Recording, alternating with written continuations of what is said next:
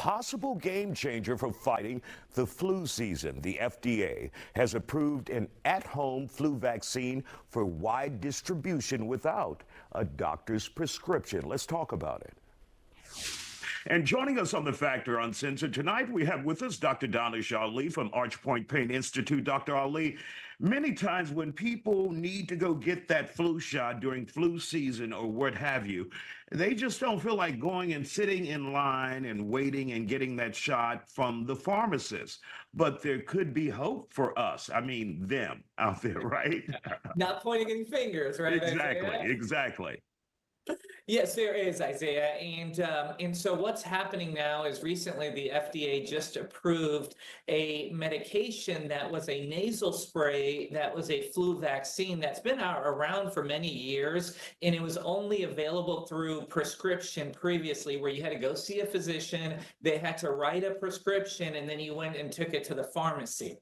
Now, in the upcoming year for the next flu season, this should be available where you go online and you'll fill out a questionnaire. And if you qualify, you can get this medication through a third-party online pharmacy where you don't have to leave the house. It's going to get mailed to you, and it's going to be in a form of a nasal spray. As we know, Isaiah, many folks have phobia or are scared of needles. And so this will be a yes, Isaiah, we're looking at you. Don't worry.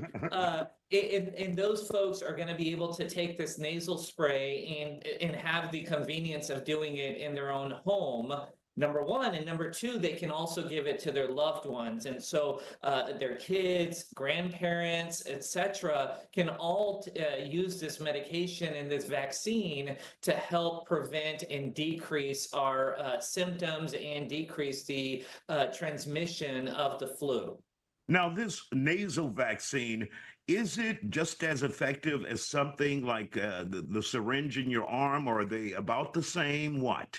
They're about the same, Isaiah. There's still research being done on it right now as we speak, but generally speaking, it is both of them are similar in their efficacy. And so the fact is that we're able to use the nasal spray to get to those folks that would otherwise not be getting the vaccine. And so last year alone, Isaiah, we had 50% of the folks who were eligible did not get the vaccine. And so those are the folks that we're going after now to see if we can get them vaccinated with this and help prevent the transmission of this virus and from folks to get sick. I mean, just last year we had 400,000 folks that were hospitalized with flu-like symptoms. And so if we can reduce that number, we can reduce the hospital burden and reduce costs, etc. Now, COVID has made the flu like a stepchild that many people don't pay attention to, but it is still very dangerous, still very deadly.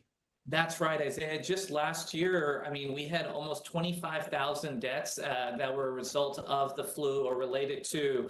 Again, the flu affects different parts of the organs, and especially if you have other comorbidities like heart disease or you smoke or your lungs, lung disease, those are all risks that put you at a higher chance of being hospitalized and even dying with the flu. And people forget, if you've actually had, now a lot of people have a cold or flu-like symptoms, but when you get the flu, you're knocked on your ass and it's debilitating. It's tough to get over. And I think a lot of people who think they've had flu haven't had flu until you've had flu.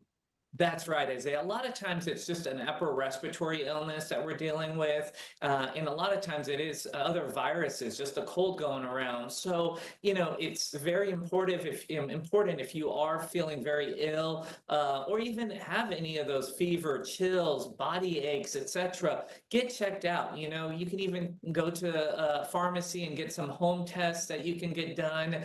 You can go to some of these urgent care facilities. It's made it so easy to get diagnosed correctly, so that way we can get on this correct treatment plan and understand what we need to do to, number one, treat the illness, and number two, decrease the transmission. Because, when you go into the hospital or school or, wherever you may be at, you may be transmitting the flu or COVID or whatever it may be to other folks, and that may get them sicker. And again, you may be perfectly healthy, but that other person may not, and that may result in hospitalizations and death. And really quick, in the last 10 seconds we have here, when we order it online, when it's available in about a year, will they take insurance, or will that come out of your pocket, or that hasn't been decided yet? Insurance will cover it, Isaiah. It just depends on if you'll have a premium to pay or not. But it's like any other medication that we get through a pharmacy. If your blood pressure meds have some sort of a copay associated with it, or